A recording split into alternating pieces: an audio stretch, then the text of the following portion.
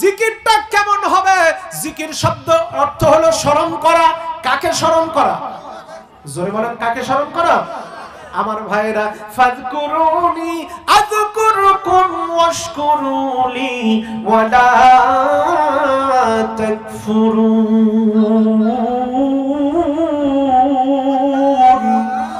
আর জোরে বলেন আল্লাহু আকবার। আল্লাহ পাক বলেন, ফাযকুরুনি আযকুরুকুম ওয়াশকুরুলি ওয়ালা তাকফুরুন। তোমরা আমাকে স্মরণ করবা। তোমরা যদি স্মরণ করার মতো স্মরণ করতে পারো, আমি আল্লাহ পাক নিজেই তোমাদের স্মরণ করব। যেরকম সুবহানাল্লাহ। তাহলে আল্লাহর জিকির হবে আল্লাহকে ডাকার মতো। যদি ডাকতে পারি, কেমন ভাবে আমার আল্লাহ সাড়া দিবেন একটুখানি ছোট্ট করে শুনে নেন। হযরত ইউনূস আলাইহিস সালাম একজন নবী ছিলেন। হযরত ইউনূস আলাইহিস সালাম সাগরের ভিতরে জাহাজ থেকে যখন লাফ দিয়ে পড়লেন, পানির ভিতরে যখন পড়লেন, একটা মাছ এসে হযরত ইউনূসকে খেয়ে নিল। বড় মজার ঘটনা। প্রথম দিকে পরিচিত মনে হবে, শেষের দিকে মনে হবে না, কোনোদিন শুনি নাই। সম্মানিত ভাইরা আমার, আল্লাহর নবী ইউনূস আলাইহিস সালাম যখন পানির ভিতরে ফাযকুরুনি আযকুরুকুম, তোমরা আমার জিকির করো, আমি আল্লাহ তোমাদের জিকির করব, এর প্রমাণটা একটু ছোট্ট করে শুনে নেন। হযরত ইউনূস আলাইহিস সালাম সাগরের ভিতরে যখন পড়ে গেলেন, পানির ভিতরে পড়ে যাওয়ার সাথে সাথে একটা মাছ এসে ইউনূসকে খেয়ে ফেললেন। ইউনূস আলাইহিস সালামকে যে মাছটা খেয়ে ফেললো, কিছুক্ষণ পর আরেকটা মাছ এসে তাকে খেয়ে ফেললো। সুবহানাল্লাহ। আরো জোরে বলেন সুবহানাল্লাহ। দুইটা মাছের পেটে ইউনূস আলাইহিস সালাম, এইবার এক মাছের পেটে আরেক মাছ, তার পেটে ইউনূস।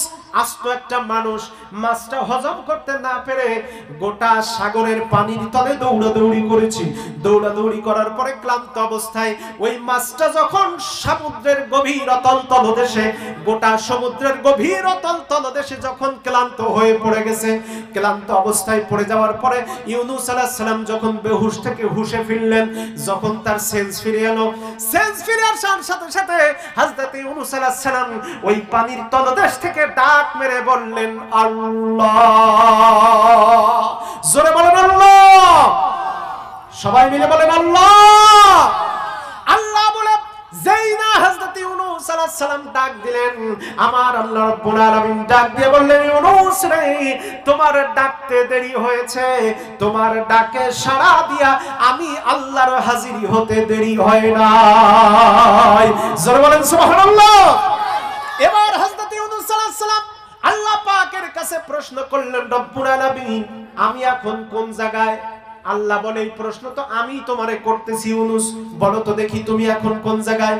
হযরত ইউনূস আলাইহিস সালাম বললেন, আল্লাহ, আমি তো নিজেই বলতে পারি না আমি কোন জায়গায়। আমি সাগরের তলদেশে যখন লাফ দিয়ে পড়েছিলাম, পানির ভিতরে লেবে যাওয়ার পরে একটা মাছ আমাকে খেয়ে ফেলেছিল, আর বলতে পারি না। আমার আল্লাহ রাব্বুল আলামিন ডাক দিয়ে কয়, ইউনূস রে, এখন তুমি কোথায় আছো? এটা আমি যদি বলি তোমার মাথা ঠিক থাকবে না। এবার ইউনূস আলাইহিস সালাম বলেন, আল্লাহ, একটুখানি বলে দাও আমি এখন কোন জায়গায় আছি। আমার আল্লাহ তাআলা ডাক দিয়ে বলেন, ইউনূস রে, তুমি এখন মাটির জমিন থেকে 12,000 ফিট পানির তলায় তলিয়ে আছো। জোরে চিল্লায় বলেন সুবহানাল্লাহ। কয় হাজার ফিট পানির তলায়? হ্যাঁ, গঙ্গা নদীর মতো। গঙ্গা নদীতে সর্বোচ্চ 60 ফিট, পদ্মায় গেলে 70 ফিট, তার বেশি না। এবার হযরত ইউনূস আলাইহিস সালাম পাগল প্রায়, আল্লাহ কি বললে তুমি? 12,000 ফিট পানির তলে আমি বেঁচে আছি কেমনে? আল্লাহু আকবার। এখানে তো কথা বলা যাবে না রে বাবা। মেহমানরা আসতেছে, ওনাদের দিকে তাকায়, ওনারা ওনাদের মতো বসবেন, এখান থেকে ওঠাউঠি করা যাবে না। যেই সমস্ত মেহমানরা ধর্ম বর্ণ নির্বিশেষে যারাই আসবে এই কোরআনের মাহফিলে, আল্লাহ এবং তার রাসূলের পক্ষ থেকে এখানে ওয়েলকাম আছে না নাই? জোরে বলেন আছে না নাই? আরো জোরে বলেন আছে না নাই? আপনাদের দেশের আইন শৃঙ্খলা রক্ষাকারী বাহিনী থেকে শুরু করে আপনাদের যারা এমএলএ থাকেন, আপনাদের যারা জনপ্রতিনিধি থাকেন, পুলিশ প্রশাসন থাকেন, আপনাদের জন্য চমৎকার ভাবে তারা সহযোগিতার হাত বাড়ান। এই হাতকে, এই সহযোগিতাকে এই এলাকায় সাম্প্রদায়িক সম্প্রীতি রক্ষা করে সকল ধর্মের মানুষ এভাবে সহাবস্থান করতে পারুক, এই দোয়াই করি। জোরে বলেন আমিন। আরো জোরে বলেন আমিন। আমিনুল ইসলাম, কৃষ্ণপুর থেকে 500 টাকা। এটা মাদ্রাসার ফান্ডে, তাহলে একটা খাতা নিয়ে এখানে একজন বসে রাখুন, আমি যখন কালেকশন করব এই নামটা তখন বলে দেবো ইনশাআল্লাহ। প্রিয় ভাইরা আমার, তো যে কথা বলতেছিলাম, হযরত ইউনূস আলাইহিস সালাম আল্লাহ পাককে ডাক দিয়ে বললেন, আল্লাহ আমি এখন কোন জায়গায়? আল্লাহ পাক বললেন, তুমি এখন 12,000 ফিট পানির তলে। এইবার ইউনূস আলাইহিস সালাম কয়, আল্লাহ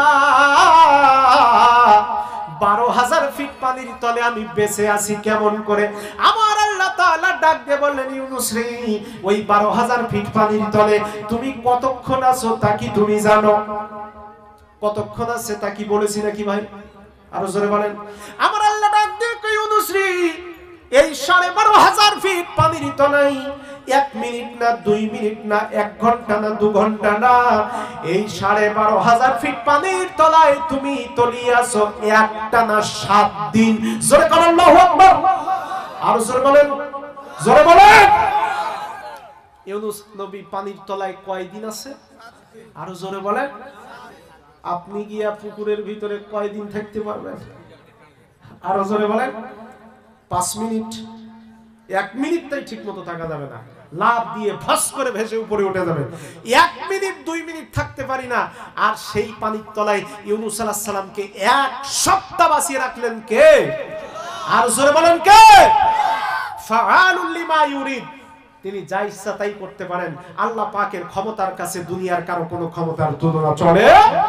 আমার ভাইয়েরা, তাহলে বোঝা গেল আল্লাহ পাকের নামের, পবিত্র নামের জিকির করলে। আচ্ছা, আমি এটা ভলেন্টিয়ার, আচ্ছা আচ্ছা ঠিক আছে, মা বোনদের ভিতরে তো সব সময় যেতে পারছে না। আমি আমার মা বোনদেরকে অনুরোধ করব, হয় আপনারা জায়গা করে দেন, এই যে পাশ দিয়ে জায়গা করে দেন, অথবা আপনারা একটু সামনে এগিয়ে আসেন। এই জায়গাটায় এগিয়ে আসেন, এখান থেকে আপনাদের কেউ কিডন্যাপ করে নিয়ে যাবে না। এখানে এসে বসেন, নিরাপত্তা আছে, কোনো সমস্যা নেই। আপনারা এই জায়গায় এসে বসেন, এই কাছাকাছি এসে বসেন, আর একটু মহব্বতে জিকির লা ইলাহা। এত ডিস্টার্ব হলে পারবো কি করে? লা ইলাহা, আরো জোরে লা ইলাহা, লা ইলাহা। আমি মাইকটাকে আসলে আজকে গত বছরের মতো পেলাম না ভাইজান, আসলে খুব কষ্ট হয়ে যাচ্ছে। কষ্ট হচ্ছে না? কথা টেনে নিচ্ছে মানে, হ্যাঁ একেবারে এত যন্ত্রপাতি দিয়ে লাভটা হলো কি? আবার গরম দিলাম, ঠান্ডা হয়ে গেল, আপনি গরম হয়ে যাচ্ছেন। আচ্ছা ভাই, আপনি মাইকের সাউন্ডটা একটু ছেড়ে দিন তো। অপারেটর ভাই, আপনি কি মূল মাস্টার, মানে আপনি পরিচালক? সাউন্ডের ইঞ্জিনিয়ার কই? একটু সাউন্ড ছেড়ে দিন তো আল্লাহর নামে। আমার গলা তো এমনি বসা, আরো তো সর্বনাশ হয়ে গেল রে ভাই, একটু ছেড়ে দিতে হবে। আলহামদুলিল্লাহ, আলহামদুলিল্লাহ, এই তো বাড়তেছে। আমি তো এরকমই চেয়েছিলাম, আর একটুখানি হালকা করে ছেড়ে দিলে হবে। নারায়ে তাকবীর, নারায়ে তাকবীর। চিকন হবে না, সাউন্ড চিকন হবে না, একটু মোটা হবে এরকম। হ্যাঁ হ্যাঁ, আলহামদুলিল্লাহ। সম্মানিত ভাইরা আমার, তাহলে আমি কোরআনুল কারীম থেকে সূরা আনফালের 2 নম্বর আয়াতে প্রথম কোয়ালিটি, ইন্নামাল মুমিনুনা আল্লাযীনা ইযা যুকিরাল্লাহু ওয়াজিলাত কুলুবুহুম। 1 নাম্বার কোয়ালিটি হলো আল্লাহর নামের জিকির হবে যখন, তখন অন্তরে কার ভয় আসবে? আরো জোরে বলেন, কার ভয়? তাহলে জিকির কার? আরো জোরে বলেন, জিকির কার? আমার বাংলাদেশে একদল জিকির করে, যারা সাজ্জাদ ভাই, তারপর মুজাহিদ সহ যারা ফেসবুক ইউটিউব চালায়, এই আমার যে ক্যামেরাম্যান ভাই আছেন, আপনারা যারা ইউটিউব চালান তারা ফোনে গিয়ে সার্চ করে দেখবেন সুরেশ্বর দরবার। এইটা সার্চ করলেই দেখবেন আমার বাংলাদেশের শরীয়তপুর জেলার একটা পীরের দরবার ভেসে উঠবে।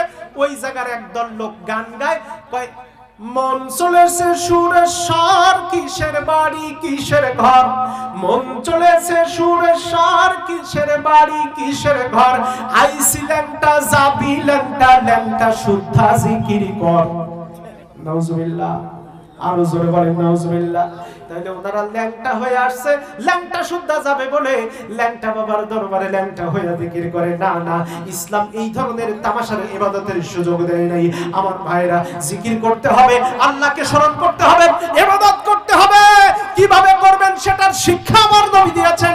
আল্লাহর নবী নিজেই বলে গিয়েছেন, লান তাদিল্লু মা তামাসসাকতুম বিহিমা কিতাবাল্লাহ ওয়া সুন্নাত নবী।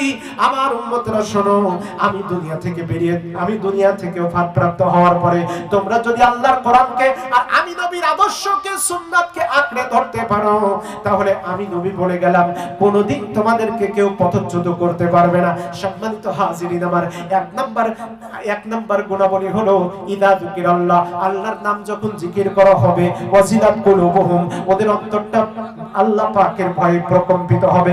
2 নাম্বার গুণাবলী হলো ওয়া ইদা তুলিয়াত আলাইহিম আয়াতুহু যাদাতুহুম ঈমানা। আর জোরে কোন আল্লাহু আকবার। আল্লাহ পাক ডাক দিয়ে কয়, ও দুনিয়ার মানুষ, ঈমানদারের 2 নম্বর কোয়ালিটি হলো ওয়া ইদা তুলিয়াত আলাইহিম আয়াতুহু যাদাতুহুম ঈমানা। আল্লাহর কোরআন থেকে ওয়াজ হবে যত, ঈমানদারের কোয়ালিটি হলো ওয়াজ শুনবে যত, আমার আল্লাহ বলছেন তাদের ঈমানি জজবা আরো বাড়বে তত। কোরআনের ওয়াজ শুনবেন যত, ঈমান বাড়বে তত।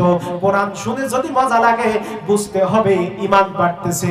কোরআনের মাহফিলে এসে যদি মন ভালো হয়ে যায়, কোরআনের ওয়াজ শোনার সাথে সাথে যদি মন ভালো হয়ে যায়, বোঝা যাবে ঈমান বাড়তেছে। আর কোরআনের ওয়াজ শোনার পরে যদি মনটা খারাপ হয়ে যায়, বুঝতে হবে ঈমান কমে গেছে। অনেকে প্রশ্ন করতে পারেন, হুজুর এই ঈমানটা কমে গেছে সেটা কি করে বুঝবো?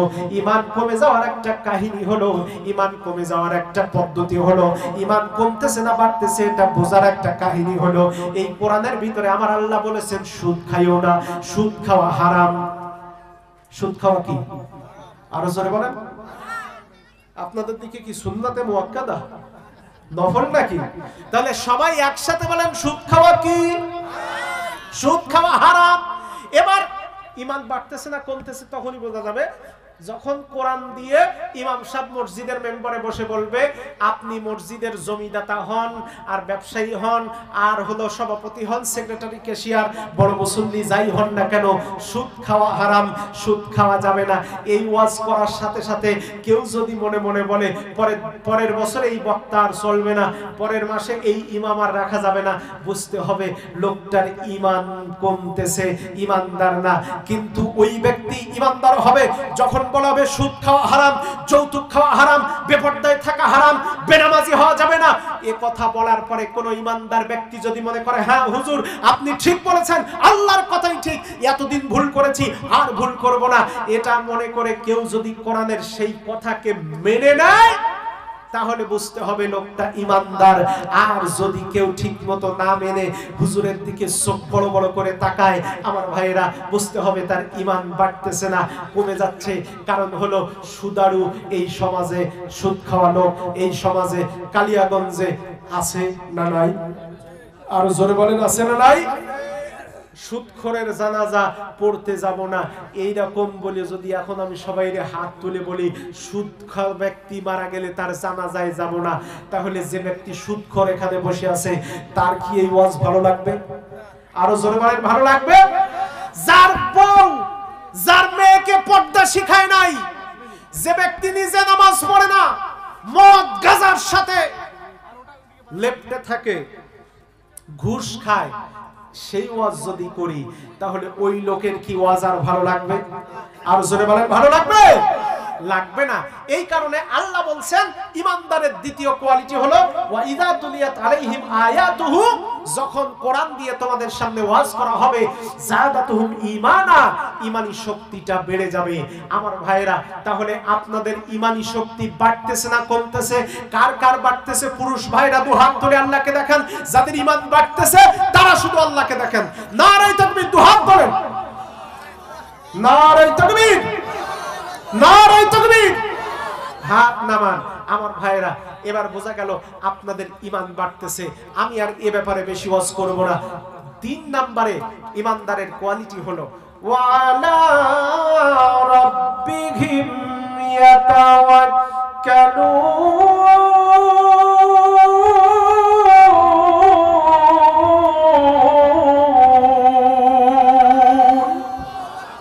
আল্লাহু আকবারের আওয়াজ এখনো পছন্দ হইল না, আবার সুন্দর করে একটা টান দেব, যদিও গলা ভাঙ্গার পরে সাউন্ডটা ভালো হয়েছে, এখন আর কাজ হবে না।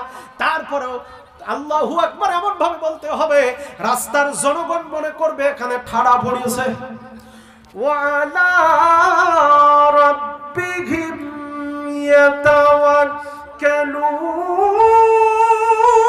ইয়াতাওয়াক্কালুন।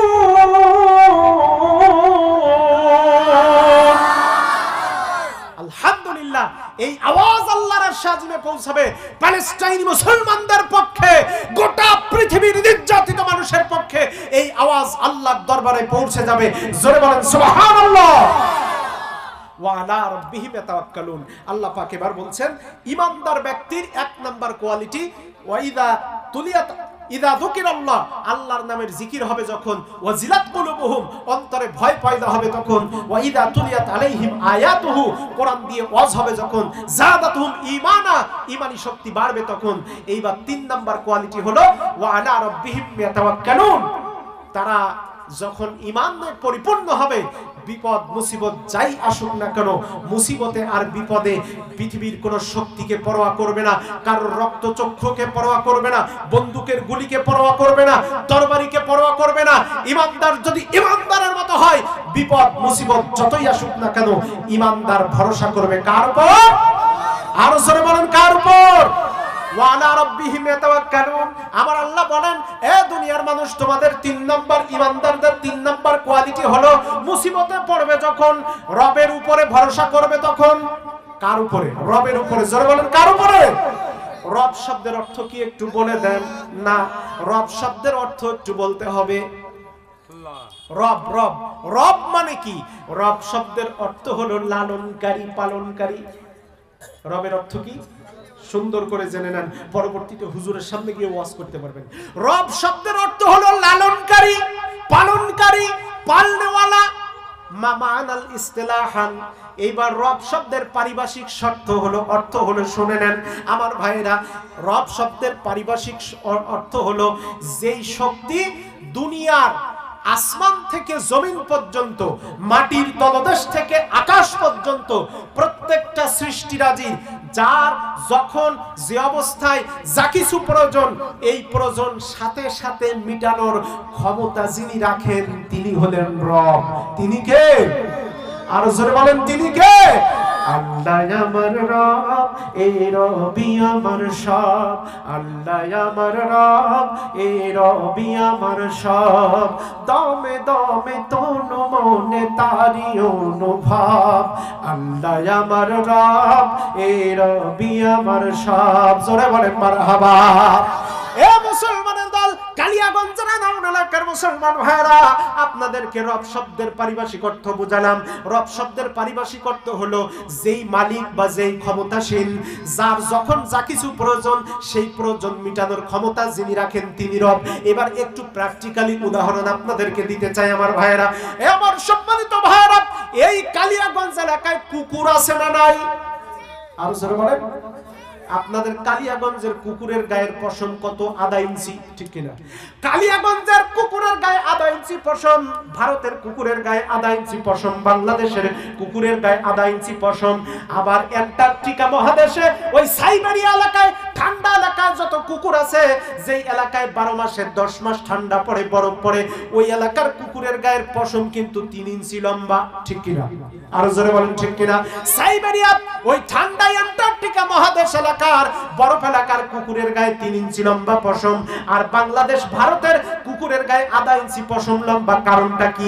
কেন আমার আল্লাহ রব, কেন তিনি রব, তিনি পালন কর্তা, কেমন করে একটা নিকৃষ্ট প্রাণী কুকুরকে দিয়ে আমি বোঝাতে চাই। আমার মুসলমান ভাইরা ভালো করে খেয়াল করেন, বাংলাদেশ, ভারত, পাকিস্তান সাবকন্টিনেন্ট, শ্রীলঙ্কা, এই এলাকায় শীত পড়ে 3 মাস, আর বাকি 9 মাস থাকে গরম, নাতিশীতোষ্ণ আবহাওয়া। এই কারণে এই এলাকার কুকুরগুলার গায়ে যদি 3 ইঞ্চি লম্বা পশম হয়, তাহলে সারা জীবন গরমে 1 বছরে 3 মাস ভালো থাকবে, বাকি 9 মাসে স্ট্রোক করে কুকুরগুলা মারা যাবে। এই কারণে এদের গায়ে আমার আল্লাহ রাব্বুল আলামিন তার সৃষ্টির প্রথম দিন থেকে আধা ইঞ্চি লম্বা পশম দিয়ে তাদের একটা ব্যালেন্স করে দিয়েছেন। আর ওই ঠান্ডা এলাকার কুকুর, অ্যান্টার্কটিকা মহাদেশ যেখানে সারা বছর বরফ পড়ে থাকে, ওই এলাকার কুকুরের গায়ে 3 ইঞ্চি লম্বা পশম দিয়েছেন। তার কারণ হলো কোন মানুষ তাদেরকে কম্বল দেবে না, কোন মানুষ তাদেরকে জ্যাকেট উপহার দেবে না। এই কারণে ওই কুকুরগুলা ঠান্ডায় জমে মরে যাবে। এই জন্য আমার আল্লাহ রাব্বুল আলামিন দয়া পরবশ হয়ে ওই কুকুরগুলার জন্মের দিন থেকে ব্যালেন্স করে সৃষ্টি করেছেন। ওদের গায়ে 3 ইঞ্চি লম্বা পশম দিয়া আমার আল্লাহ রাব্বুল আলামিন স্থায়ী কম্বলের ব্যবস্থা তাদের করে দিয়েছেন। জোরে কোন সুবহানাল্লাহ। এবার আপনি আপনার নিজের দিকে খেয়াল করেন মুসলমান। এই কালিয়াগঞ্জ এলাকার মুসলমান ভাইরা, হিন্দু ভাইরা, হিন্দু মুসলমান যেই মানুষ যাদের কাছে এই মাইকের আওয়াজ যাচ্ছে ভালো করে শোনেন আমার সম্মানিত ভাইরা, যারা মানুষ তারা সকলেই কথাটা মূল্য দিয়ে শুনবেন। একজন মহিলা, একজন মা, বাচ্চা যখন 3 মাস 4 মাস 5 মাস বয়স, গভীর রাত্রিতে একজন মা 6 মাস বয়সের বাচ্চা ঘরে রেখে এই পৌষ মাসের প্রচন্ড ঠান্ডায় পুকুরে নেমে গোসল করলো, নদীতে নেমে গোসল করলো। প্রচন্ড ঠান্ডায় একজন মা গোসল ফরজ হয়েছে, সন্তান 6 মাস 3 মাস 4 মাস বয়সী সন্তানকে ঘরে রেখে যখন গোসল করলো, বলেন তো দেখি মায়ের শরীরটা ঠান্ডা না গরম? জোরে বলেন, মায়ের শরীর ঠান্ডা না গরম? কথা কি আপনারা বোঝেন নাই? বাচ্চা 4 মাস বয়স ঘরের ভিতরে রেখে এসেছে, মা এবার ঠান্ডা পানিতে নেমে গভীর রাত্রে গোসল করেছে। এবার সবাই বলেন মায়ের শরীরটা ঠান্ডা না গরম? আর জোরে বলেন ঠান্ডা না গরম? এইবার হিসাব করেন, মায়ের শরীরটা পুরাটা ঠান্ডা, ঠান্ডা শরীর দিয়ে হাওয়া উঠতেছে। এই অবস্থায় হিসাবে আমার আল্লাহ পাক ডাক দিয়ে বলেন, মানুষ রে, দুনিয়ার মানুষ শোন, আমি তোদের কেমন রহম, আমি তোদের কেমন আল্লাহ, আমি তোদের কেমন মালিক। এ বান্দা শোন, তোর মা গভীর রাত্রিতে গোসল করেছে, ওই ঠান্ডা শরীর থেকে ঠান্ডা দুধ যদি বের হতো, তাহলে ওই ঠান্ডা দুধ খাওয়ার পরে তোর ছেলের হতো সর্দি কাশি, হুপিং কাশি যক্কা হয়ে তুই ইন্তেকাল করতি, তুই মারা যাতি। আমার বান্দা, তুমি যাতে বিপদে না পড়ে যাও, এই জন্য তোমার মায়ের ভেজা শরীর থেকে, ঠান্ডা শরীর থেকে, খুব বেশি ঠান্ডাও না, খুব বেশি গরম না, উষ্ণ কুসুম গরম জল, উষ্ণ কুসুম গরম দুধ বার করে দিয়া আমি আল্লাহ তোমার জীবনটা বাঁচাইয়া দিলাম। যখন তুমি ছোট্ট ছিলে দাঁত ছিল না মুখে, যখন তুমি ছোট্ট ছিলে দাঁত ছিল না মুখে, গরম খাবার তোমার জন্য দিলেন মায়ের বুকে রে, দিলেন মায়ের বুকে। সেই আল্লাহকে ডাকতে ডাকতে জীবন চলে যাক আমার, সেই আল্লাহকে ডাকতে ডাকতে জীবন চলে যাক। আল্লাহকে ডাক রে বান্দা, আল্লাহকে ডাক। জোরে বলেন মারহাবা, নারে তাকবীর। আমার ভাইয়েরা, তিনিই হলেন রব। সম্মানিত হাজরিন, এবার আমি আপনাদেরকে এই 3 নাম্বার পয়েন্টে রেখে দিয়া ছোট্ট একটা ঘটনার মধ্যে চলে যেতে চাই। আল্লাহর নবীর বয়স যখন 12 বছর, 14 বছর, জোরে বলেন কত বছর?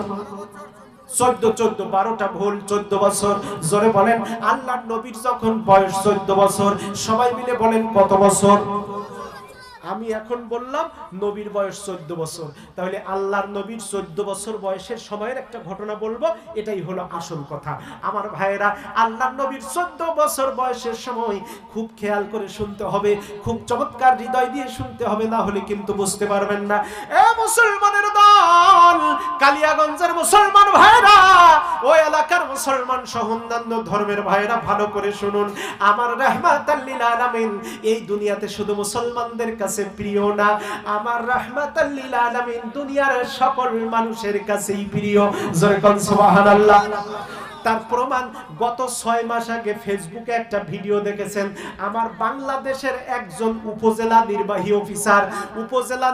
অফিসার, মানে অনেক বড় পদমর্যাদার একজন অফিসার, নাম হলো সুনিতা রায়, নাম হলো সুনিতা রায়। এই সুনিতা রায় নামটা মুসলমান না হিন্দু? আর জোরে বলেন। এই সুনিতা রায় ফেসবুকে একটা ভিডিও ভাইরাল হয়েছে, চমৎকার করে সে আমার নবীকে নিয়ে গিয়েছে। ত্রিভুবনের প্রিয় মোহাম্মদ এলো রে দুনিয়ায়, আয় রে সাগর আকাশ বাতাস দেখবি যদি, আয় আয় রে সাগর আকাশ বাতাস দেখবি যদি, আয়। জোরে বলেন মারহাবা। সম্মানিত হাজিরিন, আমার আল্লাহর নবীজির নামটাই এত একটা মধুময় পৃথিবীতে, এই নামের চাইতে মজা অন্য কোন নামে আছে নাকি ভাই? জোরে বলেন, আরো জোরে বলেন আছে? রহমতে আলম নবী, রহমতে আলম নবী জানে দো জাহান, সাহাবীরা আতর বানায় ওই নবীজির ঘাম, সাহাবীরা আতর বানায় ওই নবীজির ঘাম। রহমতে আলম নবী, রহমতে আলম নবী জানে দো জাহান। সাহাবীরা আতর বানায় ওই নবীজির ঘাম, সাহাবীরা আতর বানায় ওই নবীজির ঘাম। জোরে বলেন মারহাবা, আরো জোরে বলেন মারহাবা। শোনো মানব জানো কেমন আমার নবীজি, যাহার পাগল চন্দ্র সূর্য তারকারাজি। শোনো মানব জানো কেমন আমার নবীজি, যাহার পাগল চন্দ্র সূর্য তারকারাজি রে তারকারাজি। তোমরা আরো শুনবানি সুন্দর কাহিনী, আরো শুনবানি সুন্দর কাহিনী। জান্নাতেরই রুমে রুমে লেখা নবীর নাম, জান্নাতেরই রুমে রুমে লেখা নবীর নাম। জোরে বলেন মারহাবা, আরো জোরে বলেন মারহাবা। তাহলে এবার অ্যাটেনশন প্লিজ, আমার আলোচনা এবার জমে এসেছে। সম্মানিত হাজিরিন, মাইক থাকুক আর না থাকুক আলোচনা চলবে। আমার বিশ্ব নবী সাল্লাল্লাহু আলাইহি সাল্লামের বয়স যখন 14 বছর, একটু চিল্লায় বলেন কত বছর? 14 বছর বয়সের সময় আল্লাহর নবী তার চাচা আবু তালিবের সাথে ব্যবসা করার জন্য মক্কা থেকে সিরিয়ায় যাচ্ছেন। এই 14 বছর বয়সের সময় আল্লাহর নবী তার চাচা, আপন চাচা আবু তালিবের সাথে ব্যবসা করার জন্য সিরিয়ার দিকে যাচ্ছেন।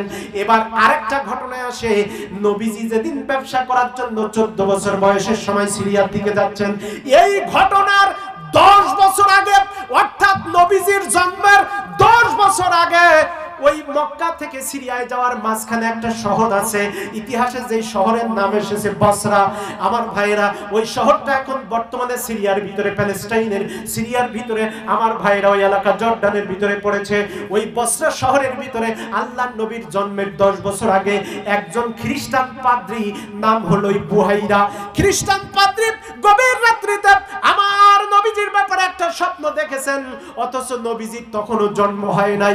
নবীজির জন্মের 10 বছর আগে এই গভীর রাত্রিতে খ্রিস্টান পাদ্রী বুহাইরা একটা স্বপ্ন দেখে বা তাড়াতাড়ি ঘুম ভেঙে উঠেছেন। ঘুম থেকে বাড়ি থেকে বের হয়ে রাস্তার মাঝখানে গিয়া উপর হয়ে জমিনের উপরে বসে ভেউ ভেউ করে বাচ্চা শিশুর মতো কাঁদতেছেন। এবার খাদেম এসে বলতেছে, বলি আপনি কাঁদেন কেন? এই জমিনের মাঝখানে পড়ে আপনি কাঁদেন, রাস্তার মাঝখানে গভীর রাত্রিতে কাঁদেন কেন? এবার বুহাইরা পাদ্রী যাতে খ্রিস্টান, এই খ্রিস্টান ব্যক্তি ডাক দিয়ে বলে, খাদেম রে, তুমি জানো না আজকে রাত্রিতে আমি একটা স্বপ্ন দেখেছি। এই স্বপ্নটা দেখার পরে তাওরাত, জাবুর আর ইনজিল কিতাবের আমি হাফেজ। এই 3টা কিতাব একসাথে বিশ্লেষণ করে আমি বুঝতে পেরেছি, আমি জানতে পেরেছি রাহমাতাল লিল আলামিন আখিরি জামানার পয়গম্বর তার 14 বছর বয়সের সময় তার চাচার সাথে এই বসরা শহর দিয়া ব্যবসা করার জন্য সিরিয়ার জমিনে যাবে। জোরে বল সুবহানাল্লাহ। অথচ নবীজির এখনো জন্মই হয় নাই, তার বাবা মারও বিয়া হয় নাই। এ মুসলমান, আমি বলেছিলাম এই পৃথিবীতে শুধু মুসলমানেরা নবীকে ভালোবাসে না, নবীকে ভালোবাসে ইহুদি খ্রিস্টান, নবীকে ভালোবাসে হিন্দু বৌদ্ধ, সবাই মিলে আল্লাহর নবীকে ভালোবাসে। আমার ভাইরা, তার একটা বাস্তব প্রমাণ ইতিহাস গুগল সার্চ করলে এর কিছু ঘটনাটা আপনারা গুগলেই পেয়ে যাবেন। সম্মানিত ভাইরা, যে কথা বলতেছিলাম, এইবার বুহাইরা পাদ্রীর খাদেম ডাক দিয়ে বলে, মালিক, নবীজি মুহাম্মদুর রাসূলুল্লাহ কত বছর বয়সে খান দিয়ে যাবেন? কয় 14 বছর বয়সে। কয় তিনি কি জন্মগ্রহণ করেছেন? এইবার মালিক বুহাইরা বলতেছেন, না রে খাদেম, ওই মুহাম্মদ বিন আব্দুল্লাহ জন্মগ্রহণ করার এখনো 10 বছর বাকি। কত বছর বাকি? আরো জোরে বলেন কত বছর? 10 বছর বাকি। কয় ও মালিক, 10 বছর বাকি যেই মুহাম্মাদের জন্মের খবর, এখন আপনি কেঁদে জার জার হয়ে লাভটা কি? বুহাইরা পাদ্রী ডাক দিয়ে কয়, খাদেম রে, মনের কষ্ট তোরে বুঝাইতে পারবো না। মুহাম্মাদের এখনো জন্মের 10 বছর বাকি, তারপরেও আজকে থেকে আমি বুহাইরা, আজকে থেকে এই রাস্তা ছেড়ে দেব না যতদিন রাহমাতুল লিল আলামিন এই রাস্তা দিয়া সিরিয়ায় না যাবে, যতদিন তার সাথে আমার দেখা না হবে, তার সাথে মোলাকাত না হবে, শিশু নবীকে যতদিন না দেখব, ততদিন এই রাস্তা থেকে আমি বুহাইরা বাড়ি যাব না। যেরকম সুবহানাল্লাহ। খাদেম বলে, আপনি কি পাগল হয়ে গেছেন? কেন? এখনো মোহাম্মদ জন্মগ্রহণ করতে 10 বছর বছর বাকি, আর মুহাম্মদ তার 14 বছর বয়সের সময় যাবে। এই 24টা বছর আপনি রাস্তায় কি বসে থাকবেন? কেমনে সম্ভব এটা? বুহাইরা পাত দিয়ে আস্তে করে বলেন, খাদেম রে, আমার টাকা পয়সার কোনো অভাব নাই, আমার যত টাকা পয়সা আছে এক জায়গায় কর, এই রাস্তার মাঝখানে আমার জন্য একটা মন্দির তৈরি করে দে, একটা প্যাগোডা তৈরি করে দে, আর আমার প্যাগোডার কাছে একটা সুন্দর করে লঙ্গরখানা তৈরি করে দে, একটা হোটেলখানা তৈরি করে দে। এ খাদেম রে, তোর কাছে আমার মনের কথা ব্যক্ত করলাম, শোনো রে, এখনো 24 বছর পরে এই রাস্তা দিয়ে মুহাম্মদ বিন আব্দুল্লাহ আসবে, ওই 24টা বছর আমি বুহাইরা এইখানে বসে থাকবো, আর মক্কা থেকে যত লোক ব্যবসা করতে সিরিয়ায় যাবে রে, সব লোকগুলিকে এক জায়গায় করে প্রতিদিন আমি দাওয়াত খেতে খাওয়াইতে থাকবো, টাকা নেব না, আর তাদের ভেতরে 24 বছর ধরে খুঁজতে থাকবো, যতদিন পর্যন্ত মুহাম্মদ বিন আব্দুল্লাহরে খুঁজে না পাবো, আমি খাদেম ততদিন এই কান থেকে বাড়ি যাব না। জোরে বলেন সুবহানাল্লাহ। এভাবে করে 10 বছর পার হয়ে গেল। এবার আমার ভাইরা সম্মানিত হাজরিন, ওই রাস্তার মাঝখানে মন্দির তৈরি করে, প্যাগোডা তৈরি করে, ওখানে বসে আল্লাহর ইবাদত করেন, সৃষ্টিকর্তার ইবাদত করেন, আর যত লোক মক্কা থেকে ব্যবসার জন্য মদিনায় যায় তাদের দিকে তাকায় থাকেন, দেখেন তাদের ভিতরে মুহাম্মদ বিন আব্দুল্লাহর মতো চেহারা কিতাবে যেমন এসেছে তেমন কোনো চেহারা আসে কিনা। এভাবে করে করে 10 বছর পার হয়ে গেল। এবার আমার নবী জন্মগ্রহণ করলেন। এরপরে নবীজি 14 বছর বয়সের সময় আজকে ব্যবসা করতে যাচ্ছেন। তাহলে এদিকে নবীজির বয়স 14 বছর, আর ওদিকে আগে ছিল 10 বছর, মোট এবার কত বছর? সবাই বলেন কত বছর? 24 বছর বয়স। পুরা 24টা বছর একজন ইহুদি, একজন খ্রিস্টান ব্যক্তির নাম হলো বুহাইরা। আমার নবীর ভালোবাসায় রে, আল্লাহর নবীর ভালোবাসায় রাস্তার মাঝখানে 24টা বছর একজন খ্রিস্টান ব্যক্তি কাটিয়ে দিয়েছে। মুসলমান 24টা মিনিট কোরআনের মাহফিলে মসজিদের ভিতরে গিয়ে বসার সময় পায় না।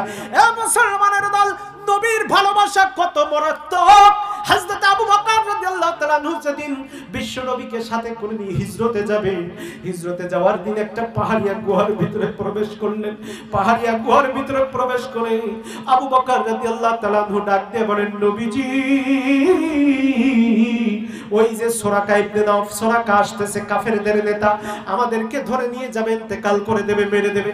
বিশ্ব নবী আমার বললেন, আবু বকর চিন্তা করো না, আমি নবী যেখানে তোমার সাথে আছি আর তুমি আমার সাথে আছো, এই দুইজনের সাথে আমাদের আল্লাহ রয়েছেন, আর কারোর দরকার নেই। এই বলে পাহাড়ের গুহার ভিতরে আমার ভাইরা বিশ্ব নবী বললেন, আবু বকর আমি একটু আরাম করব। বিশ্ব নবী আরাম করার জন্য শুয়ে গেছেন। আবু বকর রাদিয়াল্লাহু তাআলা তাড়াতাড়ি করে এসে আল্লাহর নবীজির মাথা মুবারকটা তার উরুর উপরে তুলে নিয়ে বললেন, নবীজি, যতক্ষণ পর্যন্ত আপনার ঘুম না ভাঙবে ততক্ষণ আমি আপনাকে ডিস্টার্ব করব না। এই পাহাড়িয়ার ভিতরে, পাহাড়ের গুহার ভিতরে কিছুক্ষণ যখন পার হয়ে গেল, ওই পাহাড়িয়া গুহার ভিতরে অনেক বিষাক্ত সাপ ছিল। আল্লাহর নবীজির সাহাবী আবু বকর রাদিয়াল্লাহু তাআলা বুঝতে পারলেন এখানে বিষাক্ত সাপ থাকতে পারে। আবু বকর তার শরীরের পোশাক ছিঁড়ে ছিঁড়ে আর মাটি মিশ্রিত করে আশেপাশের যত গর্ত ছিল গর্তগুলি সব পূরণ করে দিলেন। একটা গর্ত মাত্র বাকি রয়ে গেল। আবু বকর ভাবলেন, এই একটা গর্ত আর কি হবে? কিছুক্ষণ পর আবু বকর রাদিয়াল্লাহু তাআলা দেখলেন, আবু বকর রাদিয়াল্লাহু তাআলা দেখলেন গর্তের ভিতর থেকে একটা সাপ যেন মাথা উঁচু করে দিচ্ছে। যেই না দেখলেন একটা সাপ মাথা উঁচু করে দিচ্ছি, আবু বকর চিন্তা করলেন, আমি সাপটাকে মারার জন্য যদি এখন উঠে যাই, অথবা ভয় পেয়ে যদি আমি এখান থেকে উঠে যাই, আমার রহমতের নবীজির ঘুমে ডিস্টার্ব হবে, আমি আবু বকর সেটা পারবো না। আবু বকর রাদিয়াল্লাহু তাআলা তাড়াতাড়ি করে পাটা নিয়ে ওই গর্তের মুখে যখন দিলেন, সাপটা বের হওয়ার জন্য কয়েকবার চেষ্টা করেছে। সাপের উদ্দেশ্য হয়তোবা নবীজির সাথে সাক্ষাৎ করা।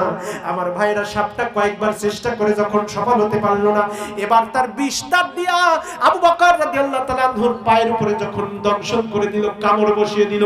পাহাড়িয়া বিষাক্ত সাপের তীব্র বিষের যন্ত্রণায় আবু বকর রাদিয়াল্লাহু তাআলা আনহুর চোখ দুটি লাল হয়ে ফোঁটায় ফোঁটায় পানি গড়িয়ে পড়ে।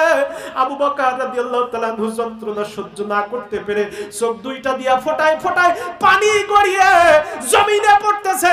এক ফোঁটা পানি আল্লাহর নবীজির চেহারা মুবারকের উপরে যখন পড়েছে বিশ্বনবী জনাবে মুহাম্মদ রাসূলুল্লাহ সাল্লাল্লাহু আলাইহি সাল্লাম ঘুম থেকে জাগ্রত হয়ে বললেন, আবু বকর চোখের ভিতরে পানি কেন? বাড়ির কথা মনে পড়ে কাঁদতেছো নাকি? স্ত্রী বাচ্চা মা বাপের কথা চিন্তা করে কাঁদতেছো নাকি? আবু বকর রাদিয়াল্লাহু তাআলা ডাক দিয়ে বললেন, ইয়া রাসূলুল্লাহ, ইয়া হাবিবাল্লাহ, হুজুর আপনার প্রতি ঈমান এনেছি, যেই দিন কালিমা পড়েছি ওই দিন থেকে বাবার ভালোবাসা, সন্তানের মায়া, মা বাবার মায়া, স্ত্রীর মায়া সব আমি ভুলে গিয়েছি। আপনার মায়া ছাড়া দুনিয়াতে আমি আবু বকরের অন্তরের ভিতরে আর কোনো মায়া নাই। এবার জোরে কোন সুবহানাল্লাহ। এবার বিশ্বনবী বললেন, আবু বকর রে, তাহলে চোখ দিয়া কেন পানি পড়ে রে আবু বকর? আবু বকর ডাক দিয়ে কয়, ইয়া রাসূলুল্লাহ, ইয়া হাবিবাল্লাহ, হুজুর একটা পাহাড়িয়া সাপ আমার পায়ে কামড় দিয়েছে, বিষের যন্ত্রণা সহ্য না করতে পেরে আমার চোখ দিয়ে পানি আসতেছে। নবীজি বললেন, আবু বকর রে, সাপ যখন কামড় দিয়েছে তখনই কেন আমারে বললে না? এবার আবু বকর বললেন, ইয়া রাসূলুল্লাহ, ইয়া হাবিবাল্লাহ, সাপের যন্ত্রণায় ছটফট করতে করতে আমি আবু বকরের যদি মৃত্যু পর্যন্ত হয়ে যেত, বিশ্ব নবীজির ঘুমের ব্যাঘাত আবু বকর ঘটাইতে দিত না। জোরে বলেন সুবহানাল্লাহ, নারায়ে তাকবীর। সম্মানিত ভাইরা আমার, রাগ করতেছেন আপনারা? বিরক্ত হচ্ছেন? আরো জোরে বলেন, বিরক্ত হচ্ছেন? সম্মানিত হাজিরিন আমার, ওদিকে যেই জায়গায় বসেছিলাম, আল্লাহর নবী 14 বছর বয়স। এবার তিনি হেঁটে যাচ্ছেন, মক্কা থেকে বেরিয়ে বসরা শহরের দিকে যাচ্ছেন। বসরা শহরের দিকে যাওয়ার সময় এবার এই যে লোকটা বুহাইরা পাদ্রী বসে আছে, কত বছর? এই তো মনে আছে জনগণের, কত বছর? 24 বছর বসে আছে বসরা শহরে বসে। এবার বুহাইরা পাদ্রী দুনিয়ার মানুষকে ডাক দিয়ে কয়, দুনিয়াবাসী শোন, আমি 24টা বছর ধরে বসে আছি এই মক্কা, এই বসরা শহরের কিনারে।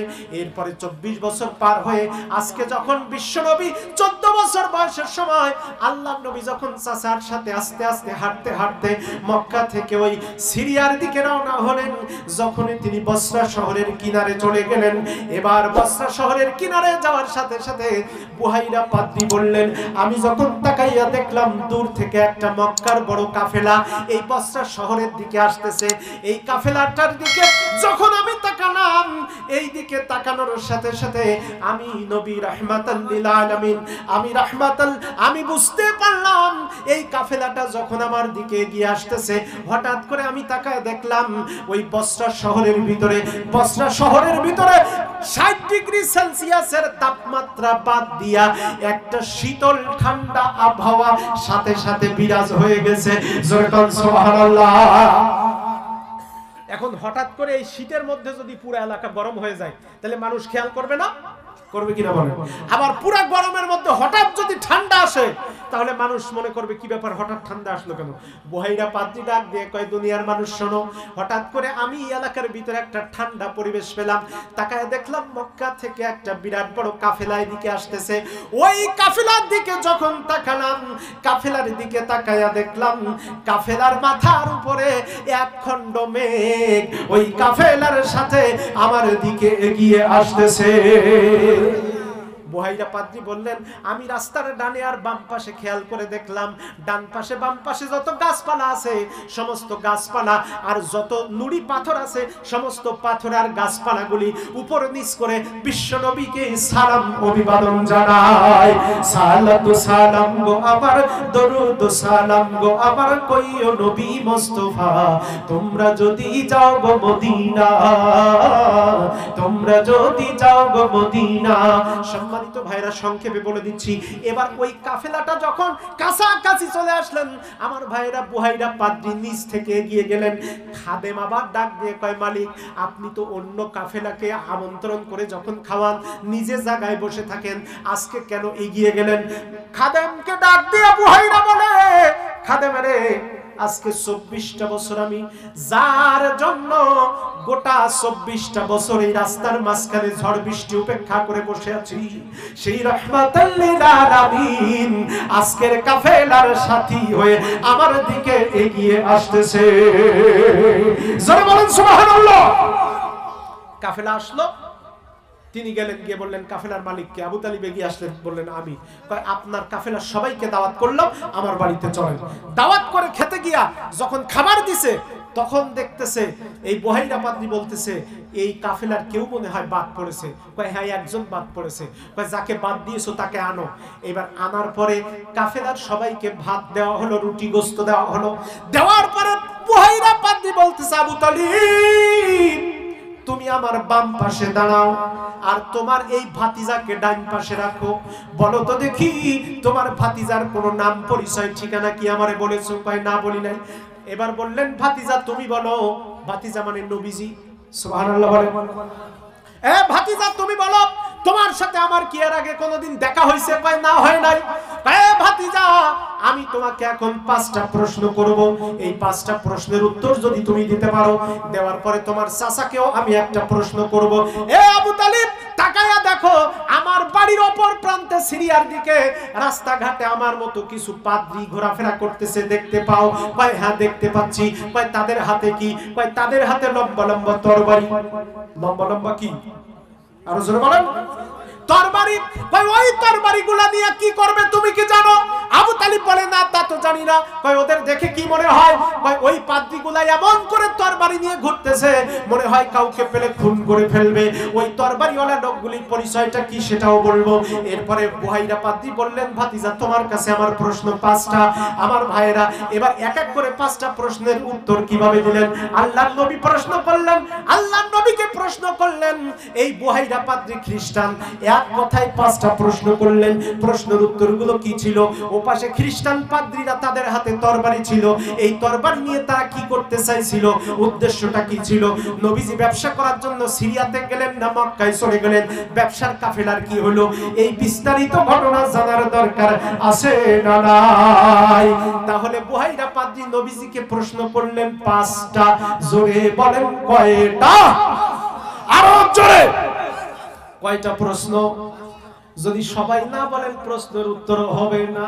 প্রশ্ন কয়টা? আরো জোরে সবাই মিলে বলেন কয়টা? 5টা প্রশ্ন। শুধু 5টা প্রশ্ন না, ওই যে ইনিও পাদ্রী, ইনিও খ্রিস্টান ধর্মযাজক, ধর্মগুরু, আর ওনার বাড়ির ওপাশে সিরিয়ার রাস্তায় আরো কিছু ধর্মগুরু আছে, তাদের হাতে নাঙ্গা তরবারি। কেন কেন এই তরবারি দিয়ে তারা কি করতে যাচ্ছিল? আর আবু তালিবের কাছে শেষ পর্যন্ত বুহাইরা পাদ্রী কি বললেন? এই চমৎকার ঘটনা জানার দরকার আছে না নাই? কাদের কাদের আছে তাদের হাতগুলো দেখতে চাই। নারে তাকবীর, নারে তাকবীর। প্রশ্ন জানো কয়টা? এবার আসুন, আমার আলোচনার একটা নির্ধারিত সময়, গত বছরও 5টা প্রশ্নের উত্তর দিয়ে গেছিলাম, মনে আছে?